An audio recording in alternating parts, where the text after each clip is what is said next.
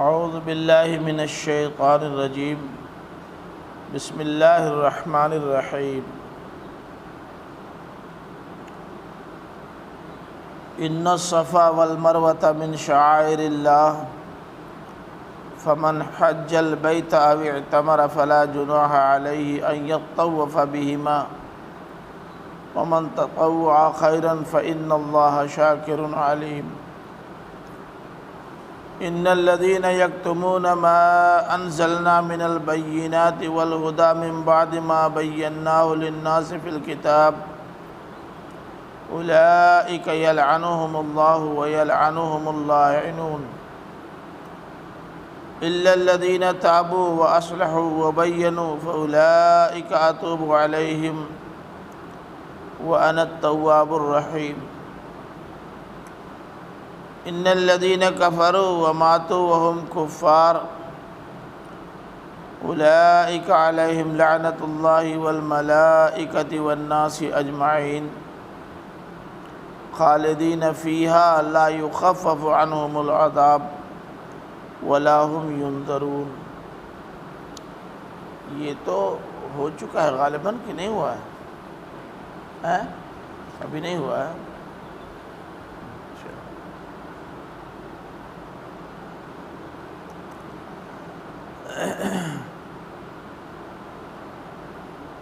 یہ سلسلہ بحث جو ان الصفا والمروۃ من شعائر اللہ سے چل رہا ہے، اس کا ربط اور تعلق پیچھے کے ٹکڑے سے تلاش مت کیجیے۔ پیچھے کا جو ٹکڑا کما ارسلنا فیکم رسولا منکم یتلو علیکم آیاتنا ویزکیکم سے شروع ہوا ہے اور وَأُولَئِكَ هُمُ الْمُهْتَدُونَ پہ آ کے ختم ہوا ہے، یعنی آیت نمبر 151 سے 157 تک اس سے اس ٹکڑے کا کوئی ربط نہیں ہے۔ اس سے پہلے جو بحث چل رہی تھی قبلہ سے متعلق، جو آ کر ختم ہوئی ہے آیت نمبر 150 پر، اس ٹکڑے کا تعلق بھی اسی ٹکڑے سے ہے۔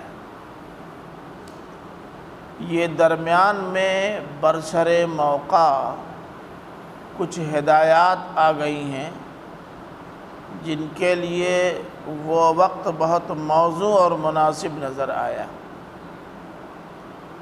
ایسا ہوتا ہے کہ ایک بات کہی جاتی ہے، درمیان میں موقع ایسا آ جاتا ہے کہ کسی بات کے اندر سے کوئی بات نکلتی ہے، پھر آدمی اس پر گفتگو شروع کر دیتا ہے، پھر جب وہ بات ختم ہو جاتی ہے تو بات پھر وہیں سے شروع ہو جاتی ہے۔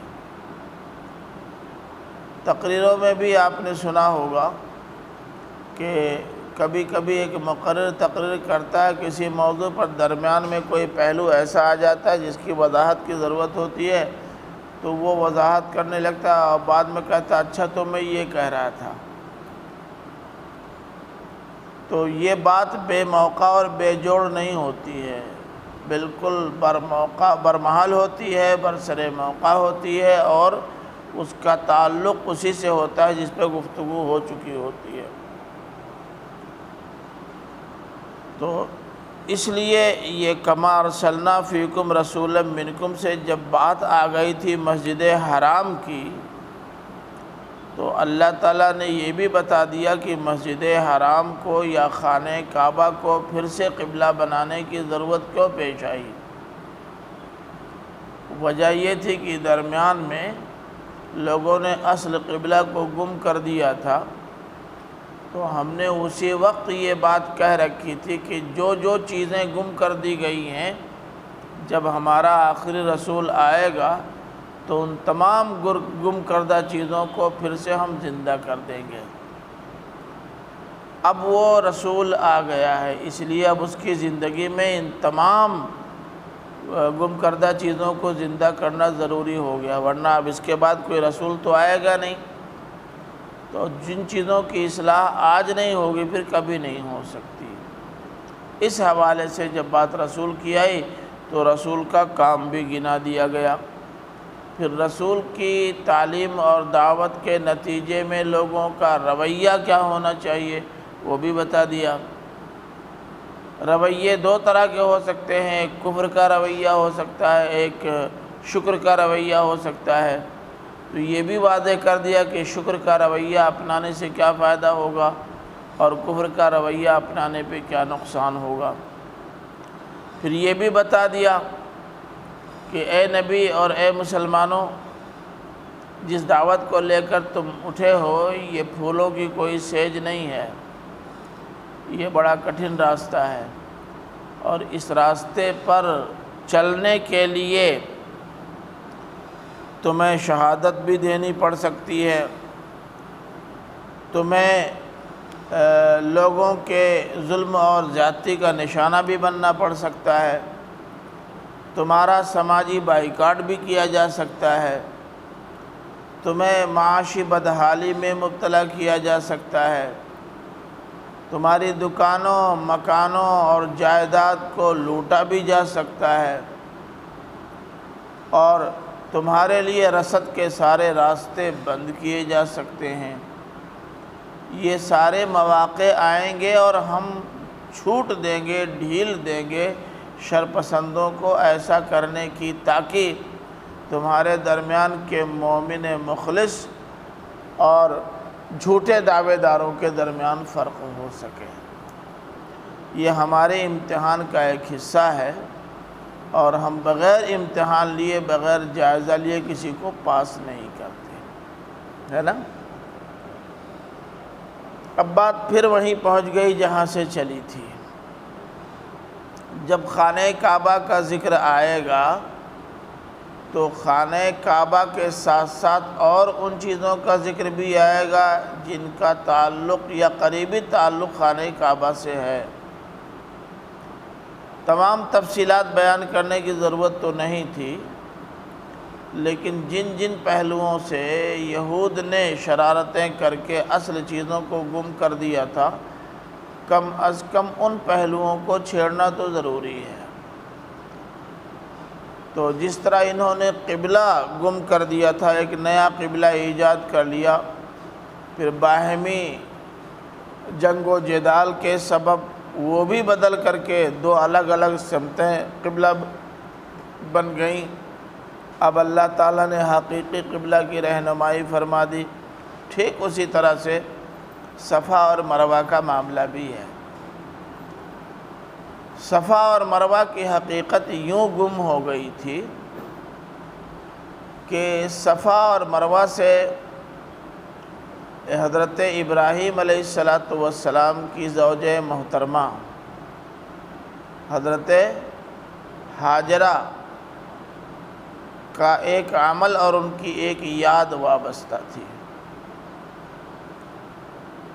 لیکن چونکہ ان کے بیٹے حضرت اسماعیل تھے اور اسماعیل اور ان کی تاریخ ہی کو گم کرنا تھا، اس لیے انہوں نے سازش کے تحت اسے گم کر دیا،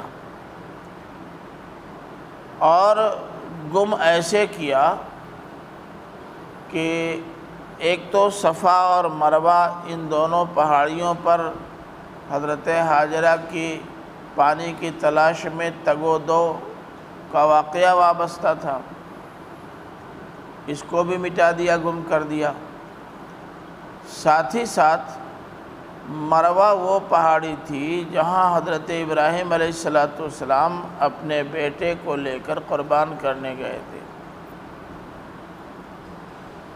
یہ خانہ کعبہ ہے، یہاں سے صفا کی پہاڑی یہاں ہے اس جگہ، اور مروہ کی پہاڑی ہے یہاں۔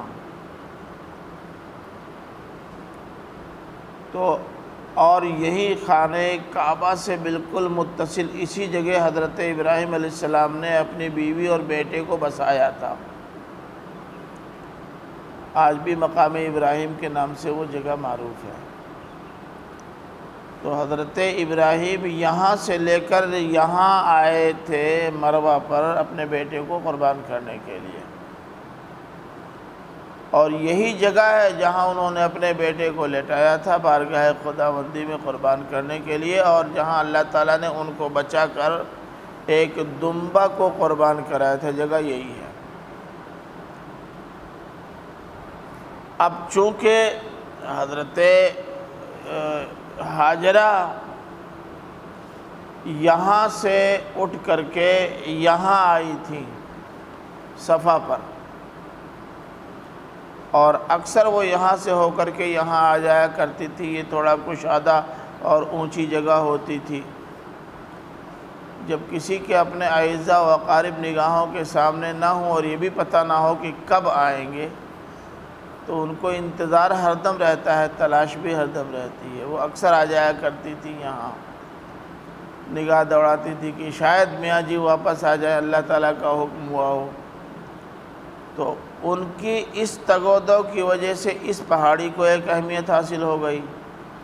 حضرت اسماعیل علیہ السلام کے قربان ہونے کی وجہ سے اس پہاڑی کو اہمیت حاصل ہو گئی۔ ایک پہلو ان دونوں پہاڑیوں کی اہمیت کا یہ ہے۔ دوسرا پہلو یہ ہے کہ روایات میں آتا ہے کہ حضرت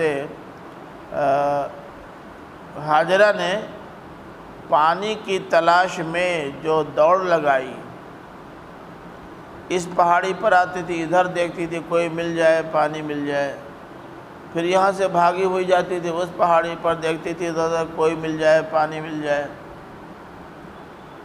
تو جو روایات سے ثابت ہے اس سے معلوم ہوتا ہے کہ یہاں اور وہاں تک ان کی تگ و دو پانی کی تلاش میں تھی۔ لیکن مولانا فراہی کی تحقیق کے مطابق اصل یادگار وہ نہیں ہے، اصل یادگار یہ ہے کہ یہاں حضرت اسماعیل علیہ السلام کو قربان کیا گیا تھا،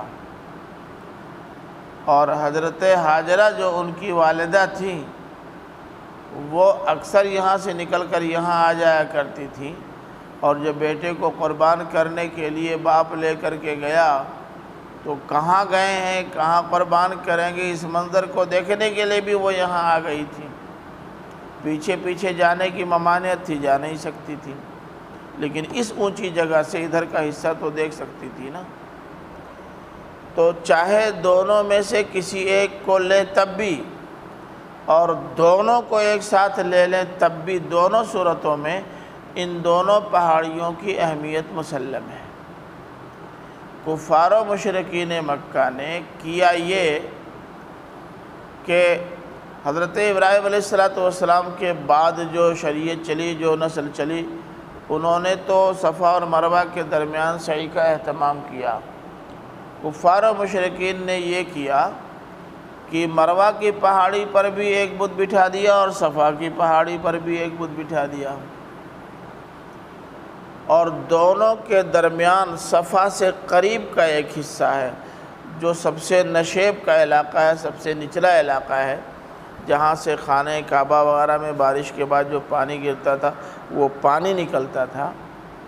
یعنی آپ یوں سمجھیں کہ صفا سے آپ صفا اور مروہ کے درمیان کے حصے کو 4 حصوں میں بانٹ دیں، پورے سفر کو، تو 2 حصہ ادھر چھوڑ دیں اور 1 حصہ ادھر چھوڑ دیں، تو یہ جو تیسرا بیچ کا حصہ بنتا ہے نا صفا سے قریب والا، وہاں بھی ایک بت بٹھا دیا تھا۔ بلکہ بعض تاریخی روایات سے تو یہ معلوم ہوتا ہے کہ ان کا جو بت حبل تھا وہ وہیں نصب تھا۔ تو اب جو لوگ طواف کرتے تھے یا سعی کرتے تھے تو وہ اس پہاڑی پر سے ادھر سے آتے تھے، ایسے گزرتے تھے، یہاں سے ہوتے اس پہاڑی کے کنارے سے ایسے گزر کے جاتے تھے، تو اس بت کا بھی طواف ہو جاتا تھا، اس بت کا طواف بھی ہو جاتا تھا، اور اس بت کا طواف بھی ہو جاتا تھا۔ کچھ دنوں کے بعد لوگ بھول گئے کہ صفا اور مروہ کے درمیان سعی کی حکمت کیا ہے۔ ان کے دماغ میں یہی بات گھس گئی کہ ہم اپنے دیوتاؤں کے لیے سعی کرتے ہیں، ان کا طواف کرتے ہیں۔ سمجھا آپ نے؟ اب جب قرآن مجید میں اللہ تعالیٰ نے تمام پرانی چیزوں کو جن کو حضرت ابراہیم اور اولاد ابراہیم نے قائم کیا تھا پھر سے زندہ کیا، تو مسلمانوں کو اس پر عمل کرنے میں تھوڑا تکلف ہوا۔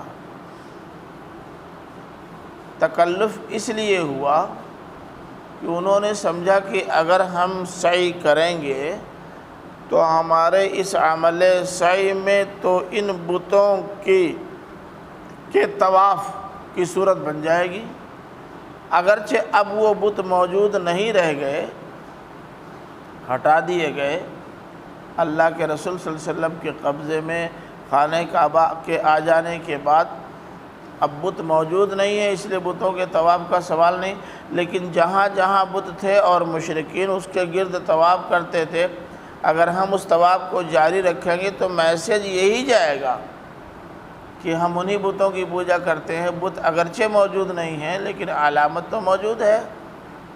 یہ تکلف تھا۔ تو اللہ تعالیٰ نے ان آیات میں اس تکلف کا جواب دیا ہے۔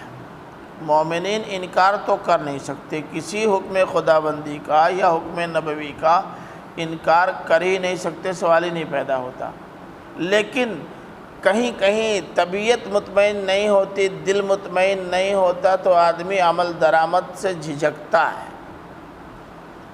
جیسے آپ کو یاد ہوگا کہ حدیبیہ کے صلح کے موقع پر نبی کریم صلی اللہ علیہ وسلم ہی نے کہا تھا نا کہ خانہ کعبہ مت جاؤ، اس سال جانے دو، معاہدہ ہو گیا ہے۔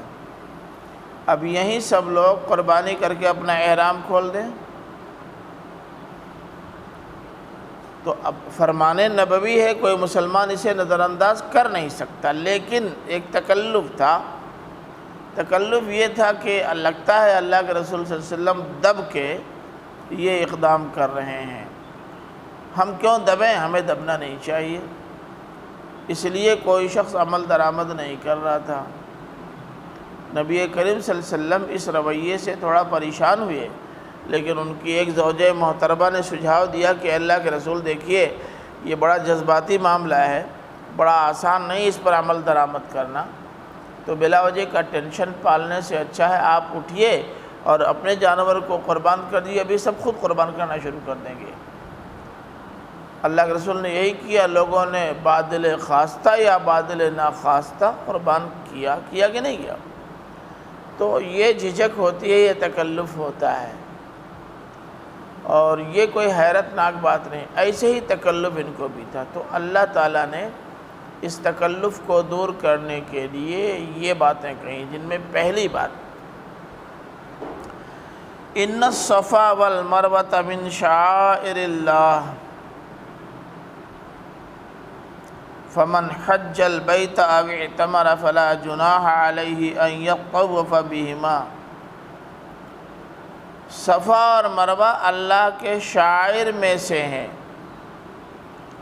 آپ جانتے ہیں شعائر شعیرہ کی جمع ہے، شعیرہ کے معنی، شعیرہ کے معنی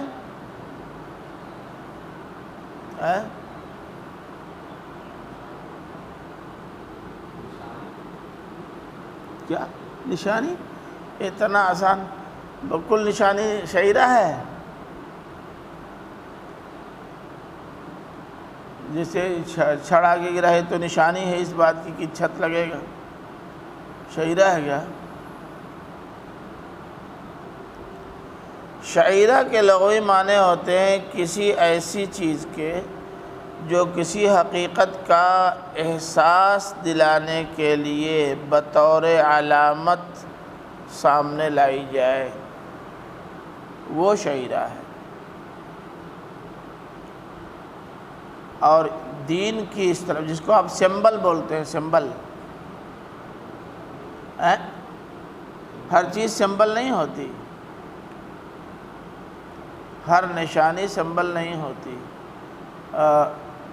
یہ جو مختلف جگہوں پر آنے جانے کے لیے کلومیٹر کے پتھر گڑے ہوتے ہیں، کوئی سمبل ہے کیا وہ؟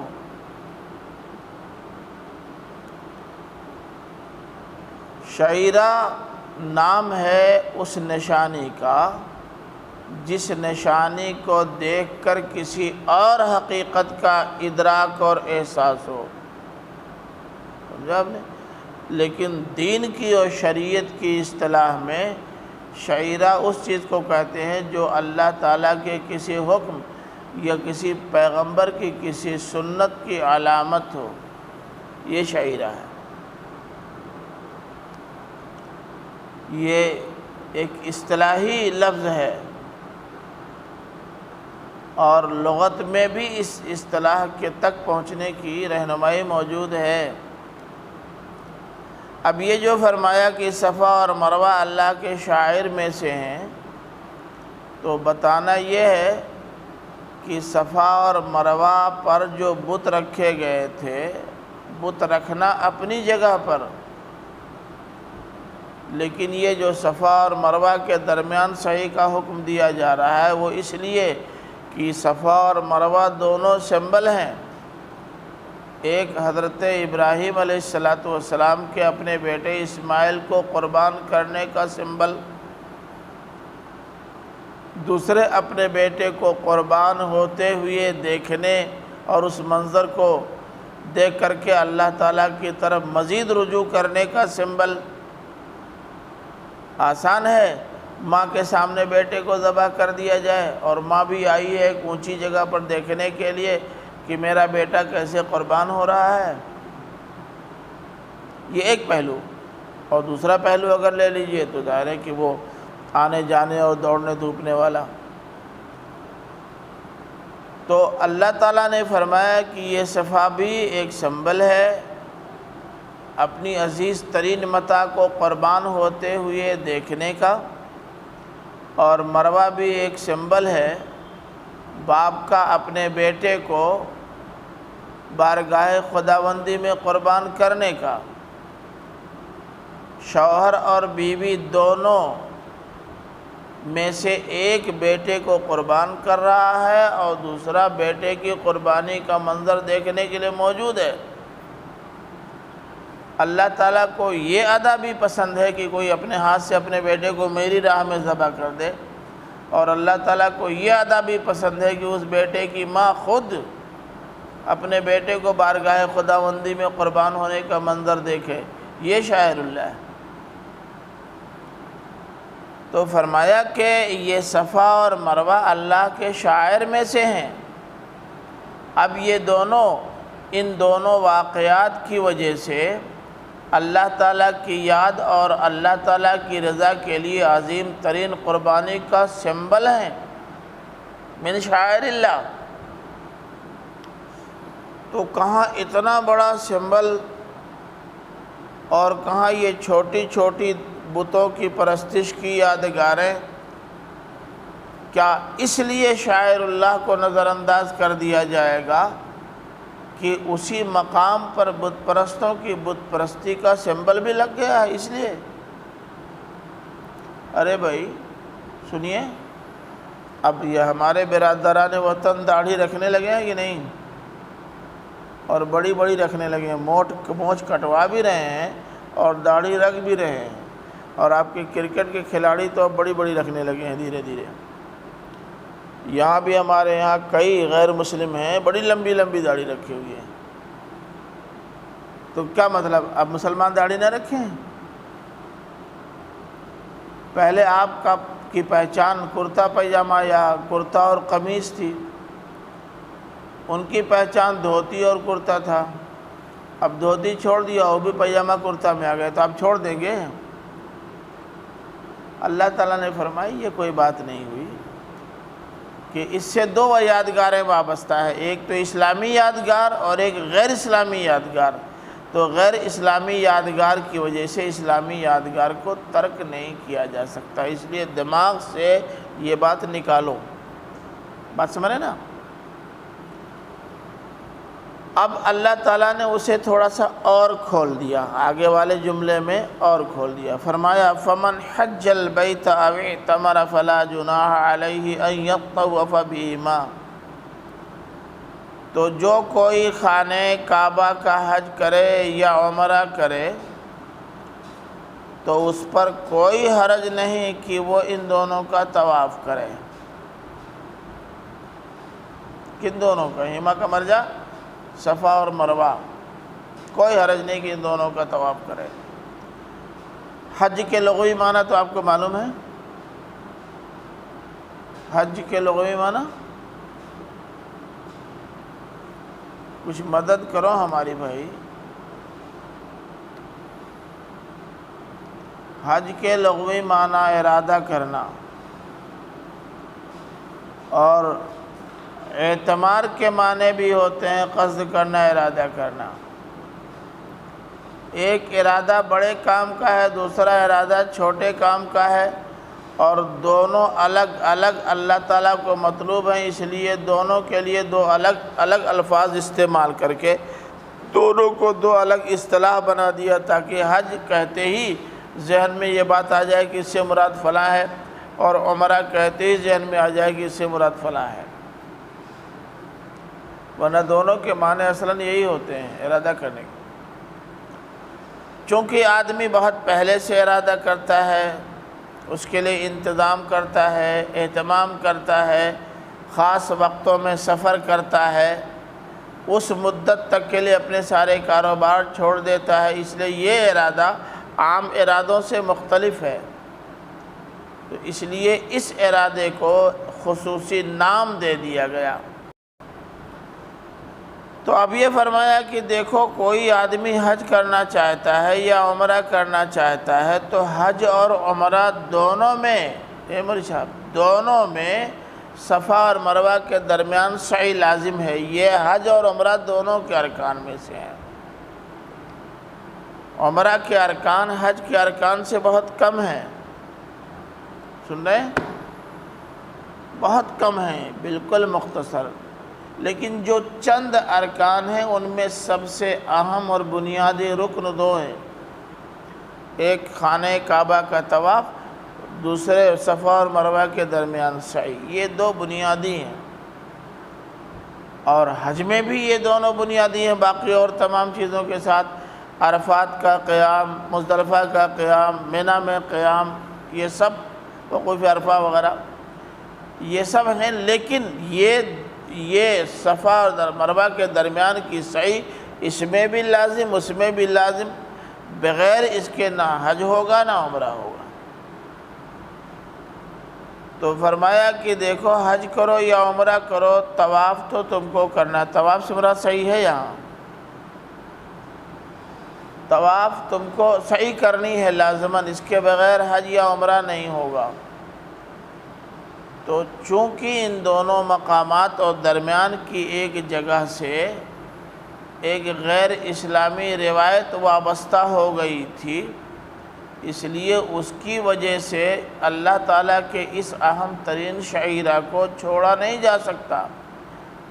تو حج اور عمرہ کرنے والے ان کی سعی کریں، کوئی حرج نہیں ہے، کوئی حرج نہیں۔ ہمارے بعض علماء نے یہ نتیجہ نکالا ہے کہ یہ اسلوب تو یہ بتا رہا ہے، علماء نے نتیجہ کیا نکالا، بلکہ عہد صحابہ ہی میں بعض صحابہ کو اس پر اعتراض ہوا کہ اس سے تو معلوم ہوتا ہے کہ صفا اور مروہ کے درمیان سعی لازم نہیں ہے، اجباری نہیں ہے، اختیاری ہے۔ جب یہ کہا جاتا ہے کہ فلاں کام کرنے میں کوئی حرج نہیں ہے، تو اس کا مطلب کر سکتے ہیں، لازم تو نہیں ہوا۔ حضرت عائشہ صدیقہ رضی اللہ تعالی عنہا کا ادبی ذوق بھی بہت اعلیٰ تھا، معلوم ہے نا، بہت اعلیٰ تھا۔ انہوں نے ان صحابہ کو جواب دیا کہ اگر وہ بات ہوتی جو آپ لوگ کہہ رہے ہو تو اسلوب یہ ہوتا کہ فمن حج البیت او اعتمر فلا جناح علیہ ان لا یطوف بہما، یہ ہوتا کہ اگر طواف نہ کریں تب بھی چلے گا، یعنی سعی نہ کریں تب بھی اس کی گنجائش ہے۔ محل لفظوں کا محل استعمال دیکھنا بہت ضروری ہے۔ وہ یہ کہہ رہے ہیں کہ آپ جو نتیجہ نکالنا چاہتے ہیں اس طرح کا نتیجہ نکالنے کے لیے اسلوب یہ ہے، یہ نہیں ہے۔ جب بات آ گئی ان الصفا والمروہ من شعائر اللہ کی، کہ صفا اور مروہ اللہ کے شاعر میں سے ہیں، تو لفظ شعیرہ کے آتے ہی ذہن اس طرف منتقل ہونا چاہیے کہ یہ لازم ہے، لازم ہے، کیونکہ شعیرہ کو شعیرہ کے حیثیت سے لینا لازم ہوتا ہے۔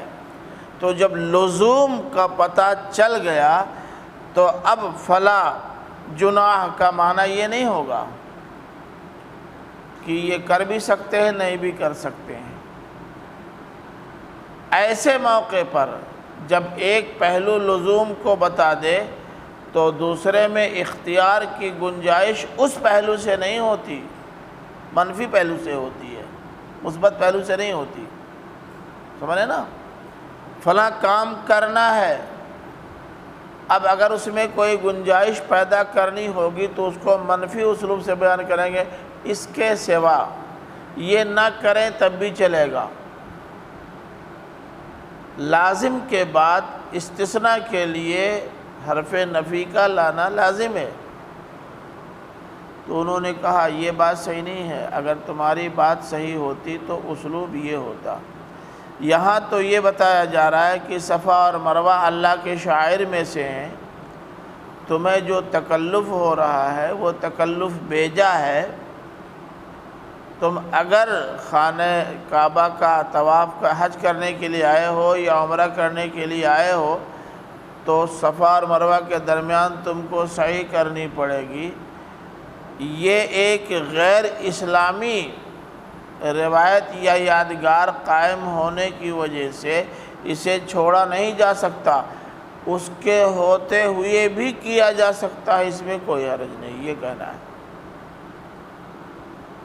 حضرت عائشہ نے جتنی خوبصورت اور جتنی شاندار اس کی تشریح کی ہے، اس کے بعد ہر دھرم لوگ ہی اس طرح کے سوالات اٹھاتے ہیں۔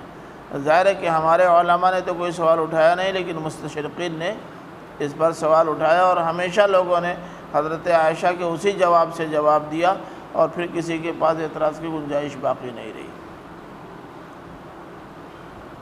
تو مسلمانوں، چونکہ صفا اور مروہ کی سعی اللہ تعالیٰ کے شعائر میں سے ہے، اس لیے اس کی تکمیل لازم ہے۔ بیچ میں اس سے شرک اور کفر کی جو ایک یادگار وابستہ ہو گئی تھی جسے اللہ تعالیٰ نے مٹا دیا، اس کی وجہ سے اس سعی میں تکلف نہیں ہونا چاہیے۔ اس غیر شرعی یادگار کے باوجود ان کا طواف کرنے میں کوئی دقت نہیں ہونی چاہیے۔ اب آگے یہ فرمایا جا رہا ہے کہ وَمَن تَطَوَّعَ خَيْرًا فَإِنَّ اللَّهَ شَاكِرٌ عَلِيمٌ۔ اب دیکھیے، میں عرض کروں کہ یہ جو شعیرہ کا لفظ یا شاعر کا لفظ قرآن مجید میں آیا ہے، یہ صرف صفا اور مروہ کے درمیان سعی ہی کے لیے نہیں آیا ہے۔ عرض کیا نا کہ یہ ایک قرآنی اصطلاح ہے، اسلامی اصطلاح ہے، اور اس سے مراد وہ یادگاریں ہیں جو اللہ تعالیٰ کی یا رسول اللہ صلی اللہ علیہ وسلم کو اللہ تعالیٰ کی یا اس کے پیغمبر کی قائم کردہ ہیں، اور جو ہمارے دینی اعمال کا اہم اور بنیادی جز ہے وہ ہیں۔ قرآن مجید نے اور کئی چیزوں کو بطور شاعر بیان کیا ہے۔ مثال کے طور پر سورہ مائدہ کھولیے،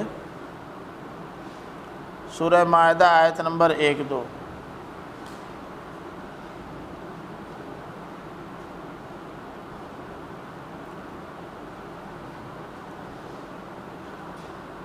آیت مل گئی؟ یا ایھا الذین آمنوا اوفوا بالعقود احلت لکم بہیمۃ الانعام الا ما یتلی علیکم غیر محل الصید وانتم حرم ان اللہ یحکم ما یرید۔ یا ایھا الذین آمنوا لا تحلوا شعائر اللہ والشہر الحرام ولا الہدی ولا القلائد۔ ان دونوں آیتوں کو سامنے رکھیے تو صاف لگتا ہے کہ حالت احرام میں شکار ممنوع ہے، یہ بھی اللہ کے شعائر میں سے ہے۔ اسی طرح سے محترم مہینے کے احترام کو ملحوظ رکھنا لازم، یہ بھی اللہ کے شعائر میں سے ہے۔ اور قربانی اور نذر و نیاز کے جانور بھی اللہ کے شعائر میں سے ہیں۔ اب تمہیں اس کا حق نہیں ہے کہ تحلوا شعائر اللہ، اللہ کے شعائر کو اپنی مرضی سے بدل لو۔ اسی طرح سے توحید ہے، حج کی منادی ہے، حج کے لیے جانے پر جانوروں کی قربانی ہے، نذر کی تکمیل ہے، بتوں کی پوجا سے اجتناب ہے۔ ان سب کو اللہ تعالیٰ نے اپنے احکام کا سمبل بنایا ہے۔ آپ دیکھیں سورہ حج کھولیے،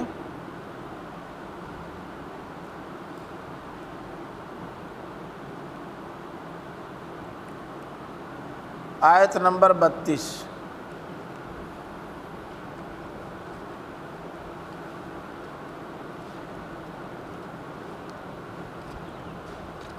آیت مل گئی؟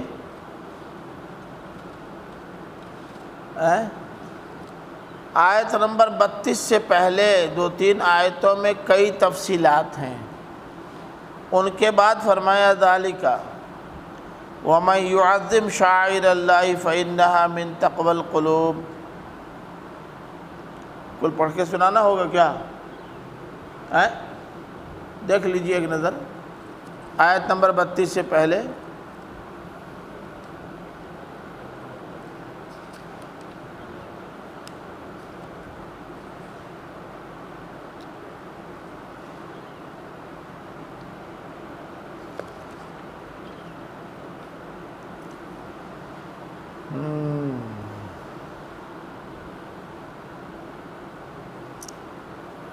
یہ دیکھ لیجئے، بہت اوپر سے جانا پڑے گا تو کہاں تک؟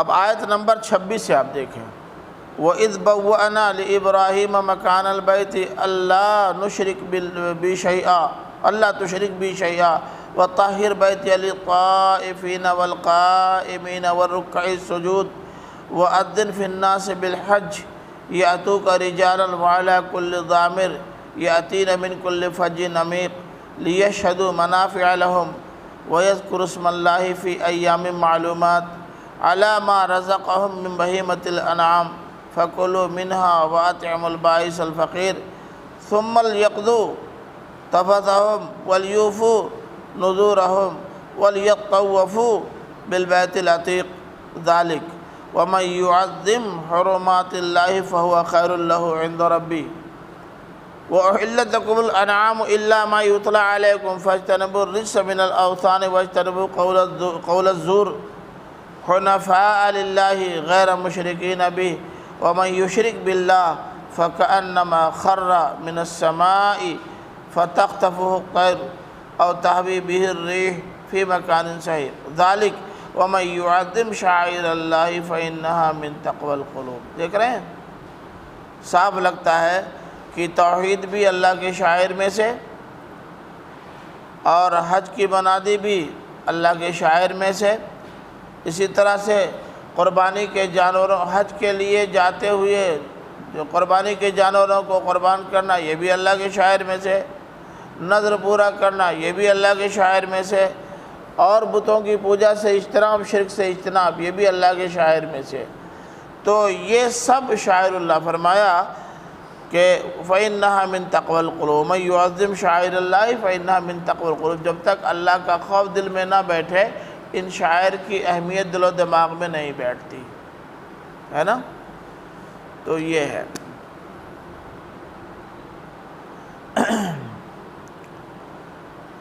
اب آگے کہا جا رہا ہے کہ وَمَن تَطَوَّعَ خَيْرًا فَإِنَّ اللَّهَ شَاكِرٌ عَلِيمٌ۔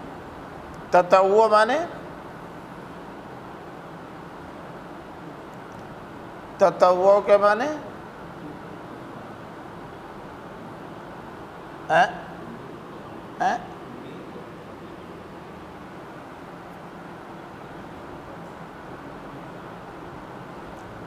مطلوب سے زائد کرنا۔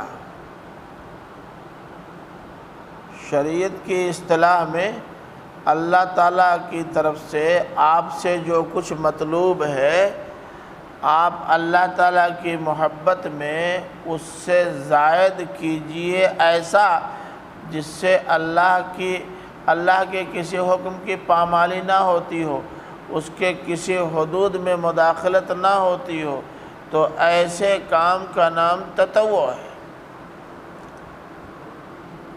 مثلا دیکھیے، اللہ کے رسول صلی اللہ علیہ وسلم نے اذان کے کلمات متعین کر دیے ہیں اور پوری زندگی اس کے خلاف نہیں کیا، نہ ہونے دیا۔ خلفائے راشدین، صحابہ کرام، تابعین، تبع تابعین، سب نے اسی کو باقی رکھا، کچھ گھٹایا بڑھایا نہیں۔ آج اذان سے پہلے ایک اذان اور اذان کے بعد ایک اذان لازم کر لی گئی ہے، اس کے بغیر اذان مکمل نہیں سمجھی جاتی۔ یہ تطوع نہیں ہے، یہ بدعت ہے۔ کیوں؟ ایک ہی اذان ہوتی ہے؟ افتخار کے ساتھ کبھی سفر کرو، پتہ چل جائے گا تم کو۔ منجیر پٹی سے کہیں باہر نہیں گئے کیا؟ شرح امیر میں کہاں یہ سب لوگ ہیں؟ ان سے پوچھو، ان سے حسن سے پوچھو۔ آپ اس سے کم کرو گے مؤذن نہیں رہ سکتے، ہٹا دیے جاؤ گے فوراً۔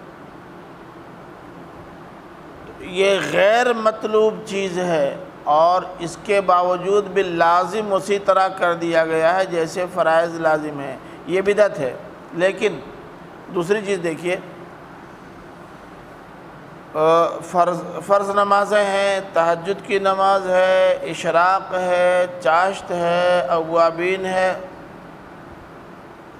سنیے یہ سب نمازیں ہیں نا، ان کا ثبوت تو ہے اور تمام ارباب تقوی شروع سے کرتے آئے ہیں، کوئی نئی بات نہیں ہے۔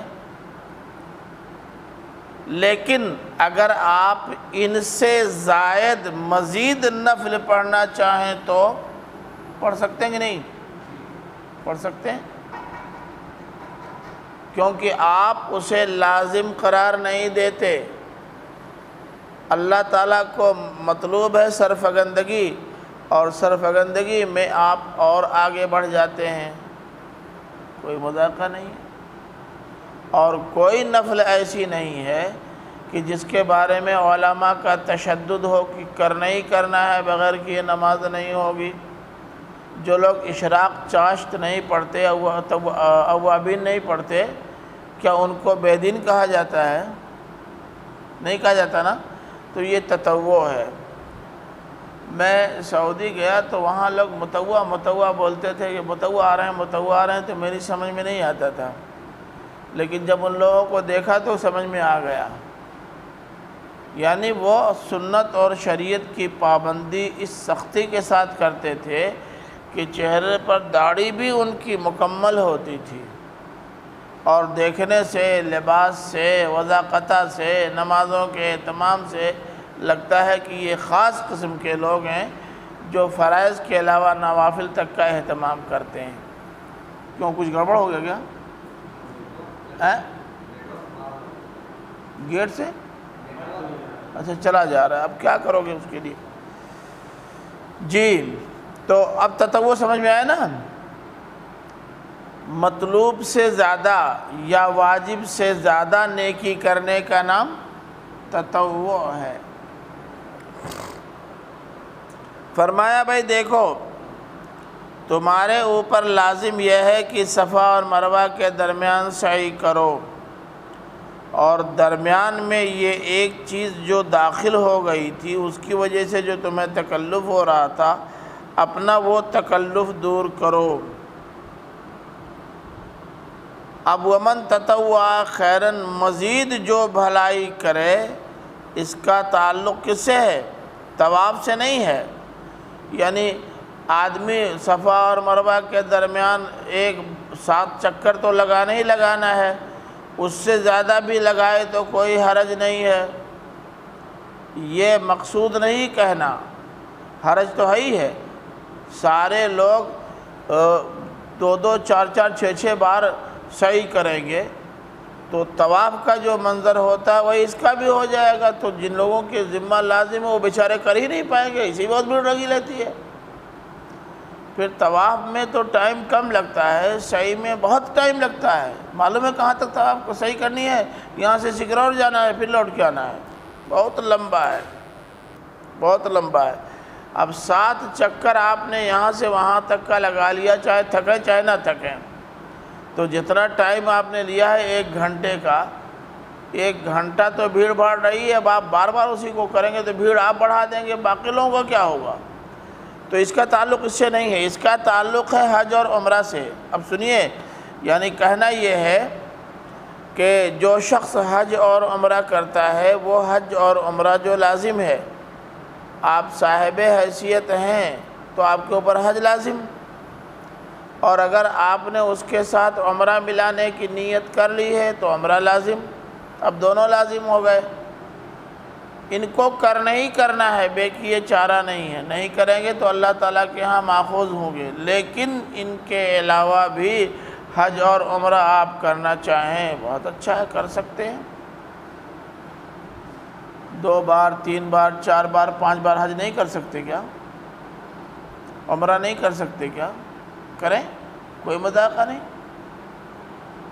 تو جن لوگوں کا خیال یہ ہے کہ بس 1 بار حج کر لیا دوبارہ نہیں کرنا چاہیے، 1 بار عمرہ کر لیا دوبارہ کرنا نہیں چاہیے، وہ غلط بات ہے۔ اللہ تعالیٰ تو خود کہہ رہا ہے وَمَن تَطَوَّعَ خَيْرًا فَإِنَّ اللَّهَ شَاكِرٌ عَلِيمٌ، جو نفلی حج یا نفلی عمرہ کرنا چاہتے ہیں کریں، اللہ تعالیٰ ان کے اس جذبے کو قبول کرے گا۔ شاکر کے معنی شکر کا ادا کرنے والے کی بھی ہوتے ہیں، اور جذبہ تشکر کو قبول کرنے والے کے معنی میں بھی ہوتے ہیں، تو شاکر یہاں دوسرے معنی میں ہے، یعنی جو اللہ تعالیٰ کے تئیں تمہارے اندر شکر کا جذبہ بیدار ہوا ہے، پروان چڑھ رہا ہے، اللہ تعالیٰ اسے قبول کرے گا۔ جتنی بار حج اور عمرہ کر سکتے ہو کرو، لیکن اس حج اور عمرہ کرنے میں ذرا فراڈ سے بچو۔ سنا ہے، میں تو اس کا کوئی بہت جانکار آدمی نہیں ہوں، لیکن سنا ہے کہ اب ادھر کیا ہے نہیں معلوم، لیکن ادھر بیچ میں یہ تھا کہ آپ کو حج سے واپس آنے کے بعد دوبارہ حج کرنے کے لیے 5 سال کا گیپ کرنا پڑتا تھا۔ اس سے پہلے اگر آپ جائیں تو غیر قانونی ہے۔ وہ لوگ ہر سال عمرہ کرتے تھے اور فارم پہ دستخط بھی کرتے تھے، یہ تو فراڈ ہوا۔ یعنی آپ جا رہے ہیں ہر سال حج کرنے کے لیے، فارم پہ شو کر رہے ہیں کہ نہیں 5 سال پہلے گئے تھے، 5 سال کے درمیان نہیں گئے، یہ تو غلط ہے، صحیح نہیں ہے۔ تو اللہ تعالیٰ تمہارے اس جذبے کو قبول کرنے والا ہے، اور کیوں نہیں قبول کرے گا؟ وہ علیم ہے نا، جانتا ہے نا کہ تم دل کی کس آمادگی کے ساتھ اس کام کے لیے جا رہے ہو۔ ہاں اگر مقصود دکھاوا ہے تو اللہ تعالیٰ علیم ہے، یاد رکھنا کہ وہ قبول نہیں کرے گا۔ اب محض اس ایک آیت میں وہ ساری تفصیلات آ گئیں جن تفصیلات کی ضرورت تھی اس کھٹک کی وجہ سے۔ کیا خیال ہے؟ اب آگے فرمایا ان الذین یکتمون ما انزلنا من البینات والہدی من بعد ما بیناہ للناس فی الکتاب اولئک یلعنہم اللہ ویلعنہم اللاعنون۔ فرمایا کہ جو لوگ چھپاتے ہیں اس کو جو ہم نے نازل کیا ہے بینات میں سے، ہم نے جو توضیحات اور تشریحات اور تفصیلات تورات کے اندر رکھی تھیں، بیان کی تھیں، ان میں سے کچھ کو اپنے خاص مقصد سے جو لوگ چھپاتے ہیں، اور جو ہدایت کو چھپاتے ہیں بعد اس کے کہ ہم نے لوگوں کے لیے کتاب میں اسے کھول کھول کر بیان کر دیا۔ الکتاب سے مراد تورات ہے، الذین یکتمون سے مراد بطور خاص یہود ہیں، نصارہ بھی ان میں شامل ہے۔ یہ لوگ، ان کے پاس جو کتاب آئی تھی تورات، اس تورات میں عبادات کی، معاملات کی، معاشرت کی، معیشت کی تمام تفصیلات بیان کر دی گئی تھی جن کی ضرورت اس زمانے کے لوگوں کو تھی، لیکن یہود نے اپنے فائدے کے لیے ان میں سے بعض چیزوں کو تو ظاہر کیا اور بعض چیزوں کو دبا دیا کہ کوئی پتہ نہ پا سکے۔ میں پیچھے بتا چکا ہوں کہ تورات قرآن مجید کی طرح سے ما بین الدفتین محفوظ کوئی کتاب نہیں تھی شروع سے۔ ان لوگوں نے تورات کو الگ الگ صحیفوں میں لکھا تھا، الگ الگ صحیفوں میں۔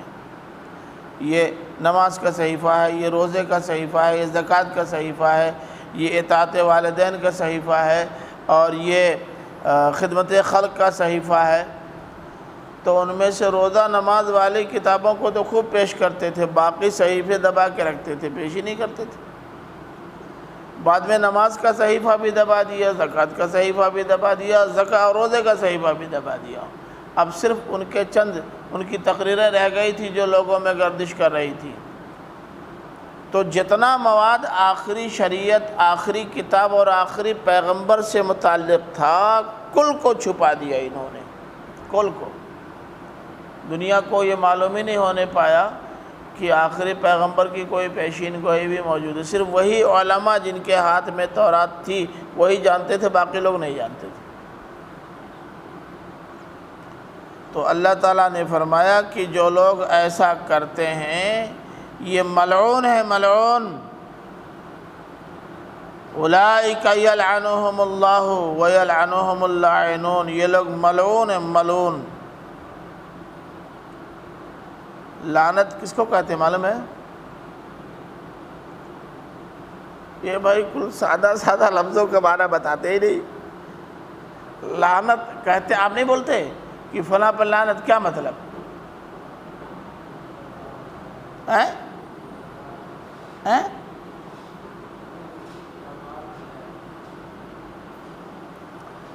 اس کا مطلب یہ ہے کہ جو عام طور پر الفاظ استعمال ہوتے ہیں ان کا بھی معنی پوچھنا چاہیے۔ لعنت کے لغوی معنی ہوتے ہیں رسوا کرنا، ذلیل کرنا، خیر سے دور کرنا۔ گالی دینا بھی اس کے معنی میں آتا ہے، مگر اللہ تعالیٰ گالی تو دے گا نہیں۔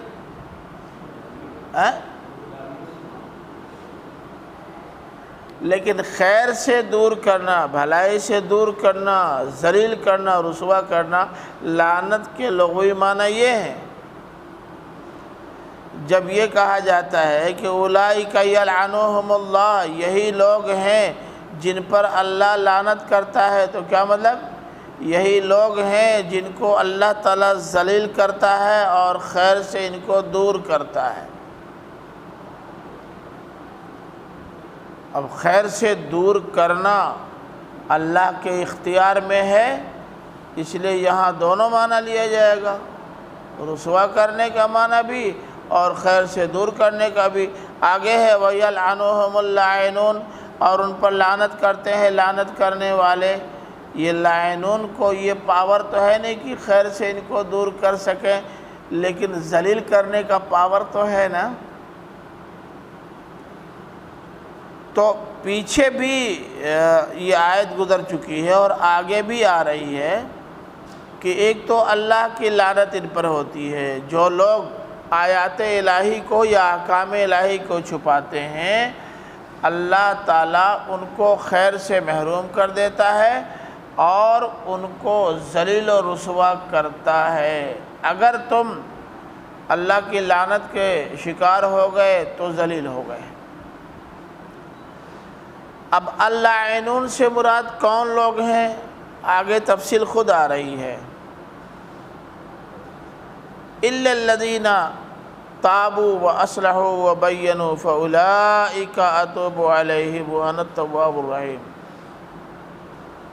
اس لعنت ایسے لوگ جو اللہ کی کتاب کو یا اللہ کی کتاب کے بعض احکام کو چھپاتے تھے، اگر اب وہ توبہ کر لیں، مولوی صاحب توبہ کر لیں، توبہ کا مطلب، توبہ کا معنی ہے خالی رجوع بس؟ توبہ میں 3 پہلو ہوتے ہیں، نوٹ کر لیجئے۔ ایک تو جو کام انہوں نے کیا ہے احساس ہے کہ صحیح نہیں کیا، غلط کیا، ٹھیک ہے، غلطی کا احساس، آئندہ ایسی غلطی نہیں کریں گے اس کی ضمانت، اور جو کیا ہے اس پر اللہ تعالیٰ سے معافی کے طلبگار ہیں۔ نمبر 3، یہ تینوں چیزیں ہوتی ہیں تب توبہ بنتی ہے۔ غلطی کا احساس ہو، آئندہ غلطی نہ کرنے کا مضبوط اقرار ہو، اور پھر اللہ تعالیٰ سے معافی یا صاحب معاملہ سے معافی، یہ ہے توبہ۔ تو جو اللہ کی کتاب کے کچھ حصوں کو چھپاتے رہے ہیں، اگر وہ آج توبہ کر لی ہے، یہ مانیں، پھر وعدہ کریں کہ آئندہ نہیں چھپائیں گے، اور پھر اللہ سے معافی مانگیں کہ اللہ جو غلطی ہو گئی اسے معاف کر دے۔ الا الذین، الا آیا ہے، وَأَصْلَحُوا، اور اپنی اصلاح کر لیں، یعنی اس توبہ کا عملی ثبوت فراہم کریں۔ غلطی کا اعتراف ہے، عمل سے ثابت کرو، آئندہ نہیں کرو گے، عمل سے ثابت کرو، اللہ سے معافی مانگ لی ہے، عمل سے ثابت کرو، اسی کا نام ہے اصلاح، ہے نا۔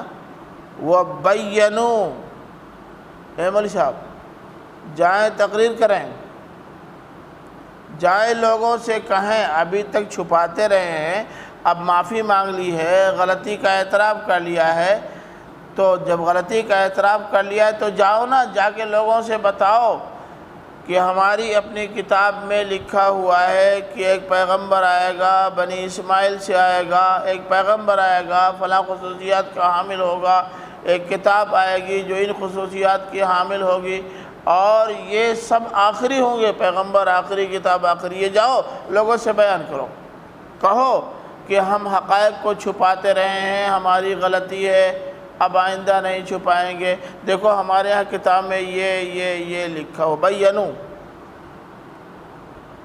3 باتیں ہوئی مولوی صاحب۔ نمبر 1 توبہ کر لیں، دوسرے عمل سے ثابت کریں کہ توبہ کر لی ہے، تیسرے جن چیزوں کو چھپاتے رہیں اب جا کے ان کا اعلان و اظہار کریں، اگر ایسے ہو تو لعنت سے بچ جائیں گے۔ لعنت سے بچ جائیں گے مطلب ذلیل ہونے سے بچ جائیں گے، خیر سے دور ہونے سے بچ جائیں گے، بات سمجھ رہے نا۔ فرمایا کہ فَأُولَٰئِكَ أَتُوبُ عَلَيْهِمْ، یہی لوگ ہیں، اتوب علیہم، اتوب علیہم مطلب، اتوب علیہم مطلب جی زور سے بولو، اتنا ہی نہیں ہے، جب تابع علی آتا ہے تو 2 معنی ایک ساتھ ہوتا ہے۔ ہاں، یہی لوگ ہیں جن کی غلطیوں پر ان کی معافی کو میں ماننے کے لیے، تسلیم کرنے کے لیے تیار ہوں، اور اب ان پر رحمت کی بارش کرنے کے لیے تیار ہوں۔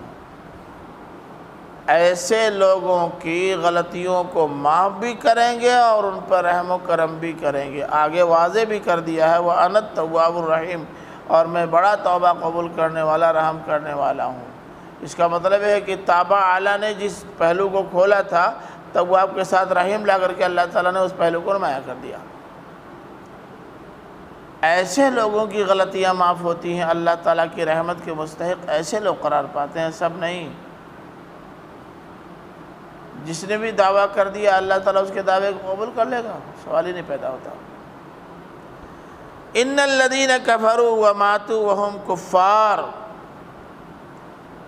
بے شک وہ لوگ جنہوں نے کفر کیا اور مر گئے اس حال میں کہ وہ کافر ہی رہے، اولئک علیہم لعنت اللہ والملائکۃ والناس اجمعین، یہی لوگ ہیں جن پر اللہ کی لعنت ہوتی ہے، فرشتوں کی لعنت ہوتی ہے اور سارے لوگوں کی لعنت ہوتی ہے۔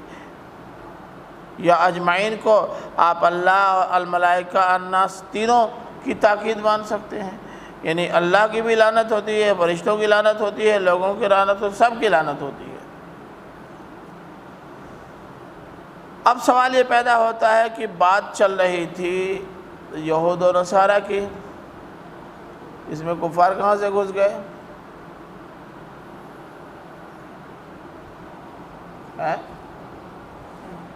دیکھیں دونوں باتیں ہیں، ایک تو یہ کہ یہود و نصارہ باوجود کہ مدعی تھے آمنا ایمان کے، لیکن واقعہ یہ ہے کہ جو ایمان شرک کے ساتھ ہو وہ ایمان نہیں ہوتا، وہ کفر ہوتا ہے۔ تو یہ بھی دراصل کافر ہیں، مومن نہیں ہیں، یہود بھی اور نصارہ بھی۔ ایک پہلو تو یہ ہے۔ دوسرا پہلو یہ ہے کہ بات جب ان الصفا والمروہ من شعائر اللہ کی آ گئی تو کفار و مشرکین کا وہ کردار بھی سامنے آ گیا جو بت پرستی کے تعلق سے انہوں نے پھیلا رکھا تھا پورے علاقے میں، خانہ کعبہ تک میں۔ تو یہ اور وہ دونوں کی تصویر سامنے کر دی ہے، یعنی یہ یہود و نصارہ بھی دیکھ لیں اور کفار و مشرکین مکہ بھی سن لیں کان کھول کر کہ جو لوگ بھی جنہوں نے بھی کفر کیا اور وہ اسی کفر کی حالت میں دنیا سے چلے گئے تو یہ وہ لوگ ہوں گے جو لعنت کے مستحق قرار پائیں گے۔ اللہ تعالیٰ بھی ان کو ذلیل کرے گا، فرشتے بھی ان کو ذلیل کریں گے، اور الناس سے مراد سب لوگ، بالکل قید کرنے کی ضرورت نہیں، یہ مسلمان بھی ان کو ذلیل کریں گے، کفار اور مشرکین بھی ان کو ذلیل کریں گے، سب ذلیل کریں گے۔ دنیا میں بھی ذلیل کرتے ہیں، اور آخرت میں تو جب جوتم پیزار کی کیفیت آئے گی اور باہمی تدکار کا سلسلہ چلے گا تو وہاں سب ایک دوسرے کو ذلیل کریں گے۔ یہاں بھی کرتے ہیں، آپ نہیں دیکھتے کہ کتنے لوگ ہیں جنہوں نے اپنے نیتاؤں سے ناراضگی کے بعد جب علیحدگی اختیار کر لی تو ایسے ایسے الزامات لگائے ہیں کہ ان کی ذلت کے لیے وہ کافی ہے۔ ذرا سا اقتدار تبدیل ہوا سارے حقائق سامنے آ جاتے ہیں، بس سنے نا۔ تو یہ گندگی اس کے اوپر کوئی بند برتن رکھ دینے سے وہ گندگی ختم نہیں ہو جاتی، اندر بند رہتی ہے، جہاں وہ ڈھکن ہٹا بدبو بھی پھیل جاتی ہے، یہ پھیلے گی۔ خالدین فیہا، اور جہنم میں جائیں گے یہ تو ہمیشہ رہیں گے۔ یہ نہیں کہ کچھ کام اچھا کیا ہے کچھ غلط بھی کیا ہے، ایمان کے دعوے دار تو تھے، اللہ پر اور آخرت پہ ایمان تو رکھتے تھے، صرف رسول کی رسالت پر ایمان نہیں لاتے تھے، کیا فرق پڑتا ہے؟ ایسا کچھ نہیں۔ جہنم میں گئے مولوی صاحب تو جہنم میں رہنا پڑے گا، خلود فی النار۔ یہ جہنم میں کیا نام ہے جھیل کر کے اور وہاں سے اللہ تعالیٰ کا عذاب جتنی مدت تک ہونا ہے اتنی جھیل کر کے اس کے بعد پھر آ کر کے جنت میں آرام کریں، یہ سب ہوگا نہیں۔ جنت میں جائیں تھوڑا ڈبکی لگا کر کے آ جائیں، اس کے بعد جہنم میں جائیں تو کم تکلیف ہوگی، یہ سب خیالی چیزیں ہیں۔ جہنم میں 22 سال تک، 22 سال کیا 2000 بلکہ 2,02,022 سال تک رہنے کے بعد اب آئیں گے جنت میں، آپ کا استقبال کیا جائے گا، ویلکم کیا جائے گا آپ کو۔ اپنے جرائم میں، واقعی گناہ میں جیل میں جانے والے واپس آتے ہیں، بیاہ آسانی سے نہیں ہوتا، اور آپ سمجھتے ہیں کہ اعلیٰ خاندان کی لڑکیاں آپ کے انتظار میں بیٹھی ہیں، پورے استقبال کریں گی، کل احتجاج کر دیں گی، اس کو ہمارے پتوں سے ہٹا بگا سے کچڑا کرا۔ خالدین فیہا لا یخفف عنہم العذاب ولا هم ینظرون۔ مولوی صاحب عذاب ان سے ہلکا نہیں کیا جائے گا۔ دنیا میں تو ہم لوگ دیکھتے ہیں کہ بڑے بڑے کیسز میں لوگ پکڑے جاتے ہیں، شروع میں بہت ٹارچر کیا جاتا ہے، لیکن ایک خاص مدت کے بعد جب لوگ اسے بھولنے لگتے ہیں تو یہ بھی کہہ دیتے ہیں جانے دو، ٹارچر مت کرو، چھوڑ دو، پڑا رہے بغیر کیس شروع کیے۔ چنانچہ بہت سارے لوگوں نے بتایا کہ شروع میں تو بڑی اذیتیں دی گئیں، اس کے بعد خالی کھاتے تھے سوتے تھے، کوئی کام ہی نہیں رہ گیا۔ پھر آدمی مسلسل عذاب پاتے پاتے پاتے پاتے جب اس کا عادی ہو جاتا ہے تو ایسے بھی وہ عذاب ہلکا لگنے لگتا ہے۔ فرمایا ایسا کچھ نہیں ہوگا، بلکہ جب جس عذاب کے لوگ عادی ہو جائیں گے، اولاً تو عذاب میں تخفیف کبھی نہیں ہوگی، یہ عذاب ہمیشہ بڑھتا چڑھتا چلا جائے گا، کیونکہ جب لوگ اس عذاب کے عادی ہو جائیں گے تو اللہ تعالیٰ ان کو اذیت دینے کے لیے عذاب اور سخت کر دے گا۔ عذاباً سادہ اسی لیے آیا ہے، وَلَا هُمْ يُنظَرُونَ، اور نہ انہیں یہ نظر مہلت دینے کے معنی میں ہے، دیکھنے کے معنی میں نہیں ہے، وَلَا هُمْ يُنظَرُونَ، اور نہ انہیں مہلت دی جائے گی، یعنی یہ بھی نہیں ہوگا کہ تھوڑا سا موقع دے دیا جائے گا کہ اچھا بھائی جاؤ کچھ دنوں ریسٹ لے لو، ضمانت دے دی جائے گی۔ یہاں تو ضمانت پہ لوگ چھوٹ کے آ جاتے ہیں نا،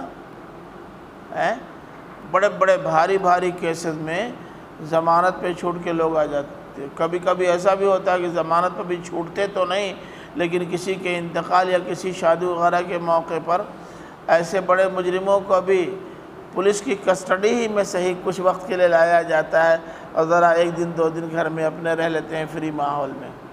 ایسا کچھ بھی نہیں ہوگا، جس عذاب میں ڈالے گے وہیں رہنا ہے، اب وہاں سے نکلنا نصیب نہیں ہوگا۔ بس آج کا یہ سبق تھوڑا مختصر ہے، اس سے زیادہ کی ضرورت نہیں ہے۔ اب اگر کوئی پہلو ایسا ہو جو سمجھنا ہو تو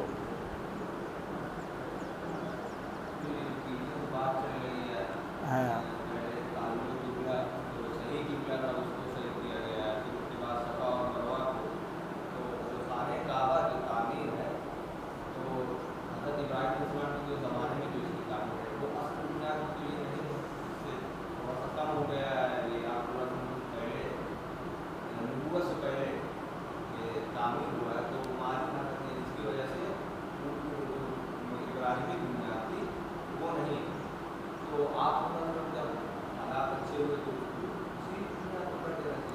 نہیں، یہ بات صحیح نہیں ہے کہ مالی مشکلات کی وجہ سے تعمیرات مختصر کر دی، ایسا نہیں ہے۔ اصل قصہ یہ ہے کہ جو حضرت ابراہیم علیہ السلام کی تعمیر تھی، میں ابھی بلیک بورڈ پہ بتا دیتا ہوں، پہلے سمجھ لو تب۔ کئی بار خانہ کعبہ، میں نے عرض کیا کہ مکہ میں یہ سب سے نشیب میں ہے کعبہ۔ اب تو مکہ بہت بڑا ہو گیا ہے، لیکن جس زمانے میں اللہ کے رسول صلی اللہ علیہ وسلم آئے تھے، حضرت ابراہیم علیہ السلام کے زمانے سے لے کر اس زمانے تک مکہ کی جو آبادی تھی اس کا سب سے نشیبی علاقہ یہی تھا۔ تو جب کبھی بارش زیادہ زوردار ہوتی تھی تو تمام طرف سے پہاڑیوں پر پانی کا جو ریلا آتا تھا، پہاڑوں سے آنے والا پانی کتنا تیز ہوتا ہے، اس کی دھار کتنی تیز ہوتی ہے، یہ آپ اونچے سے نیچے جانے والے پانی کو دیکھیں تو اندازہ ہوگا۔ تو یہ نشیب میں ہونے کی وجہ سے کئی بار بہہ گیا، کئی بار۔ آخر میں لوگوں نے جب اسے تعمیر کیا تو پورے حصے پر کرنے کے بجائے کچھ حصے پر کیا، باقی کو چھوڑ دیا۔ اللہ کے رسول صلی اللہ علیہ وسلم نے اپنے زمانے میں جب تعمیر کروایا تو اسی پر اس لیے کروایا کہ یہ بھی ایک نیا جھگڑا نہ شروع ہو جائے۔ اب اللہ تعالیٰ جیسے بہت ساری چیزوں کی اصلاح کر رہے تھے، یہ بھی کہہ دیتے کہ اس کو بھی ٹھیک کر دو تو کر دیتے، لیکن جب اللہ تعالیٰ نے کل ٹھیک کروایا، اس کو ٹھیک نہیں کروایا، تو اس کا مطلب اس کا ٹھیک کرنا اتنا اہم نہیں تھا۔ بعض لوگوں کا خیال ہے کہ اصل خانہ کعبہ وہی ہے جس پر آج عمارت کھڑی ہے، بعد میں لوگوں نے کچھ اور بڑھا کر کے کعبہ کا حصہ بنا لیا تھا۔ اللہ کے رسول صلی اللہ علیہ وسلم نے اپنے زمانے میں اسی اصل کو باقی رکھا اور اس کو صرف گھیر دیا۔ یہ دونوں رائے ہیں اور دونوں کا امکان ہے، کوئی حیرتناک بات نہیں ہے۔ تو اللہ کے رسول نے کیا کم کیا؟ کم کہاں کیا؟ کچھ تو کیا ہی نہیں۔ بس دونوں، اگر ایک رائے کو لیں تو جو تھا اسی پہ باقی رکھا، اور جو حصہ چھوٹ گیا تھا اسے اس لیے چھوٹا رہنے دیا کہ اللہ تعالیٰ کی طرف سے کوئی ہدایت نہیں آئی، اور دوسرے رائے کو مانے تو اصل یہی ہے، وہ تو الحاقی تھا، الحاقی ہے۔ اب چاک ہو تو میں سمجھا، اچھا چاک ہے، میں اب سمجھا بھی دیتا ہوں۔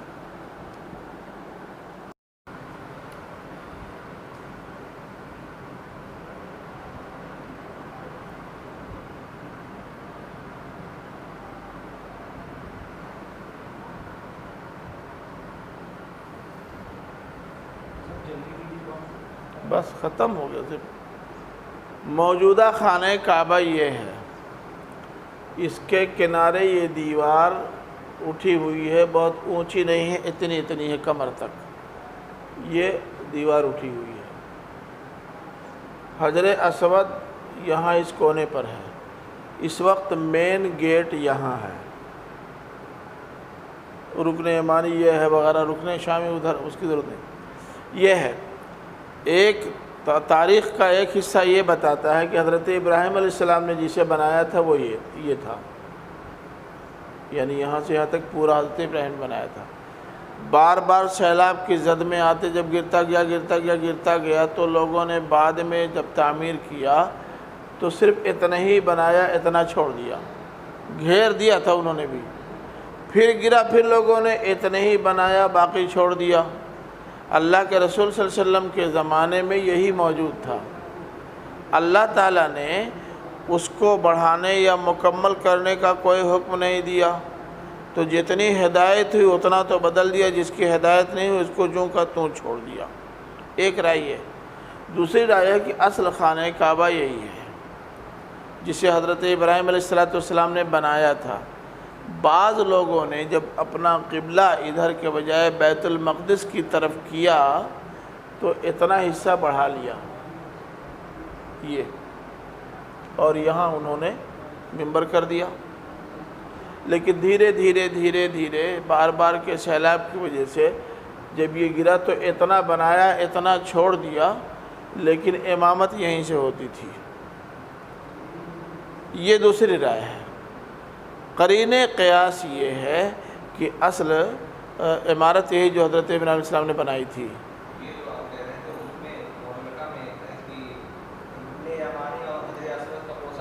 ہاں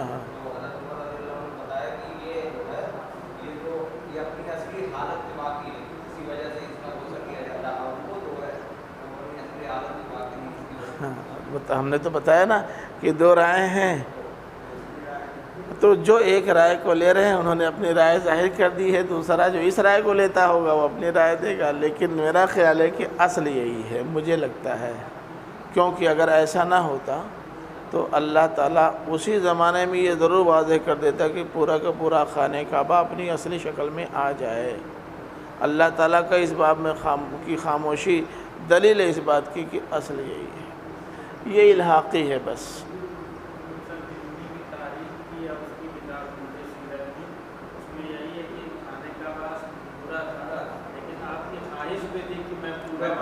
یہ بالکل غلط بات ہے، اور ایسا نہیں ہے کہ تمام سیرت کی کتابوں میں یہی ہے، یہ بات بھی صحیح نہیں ہے۔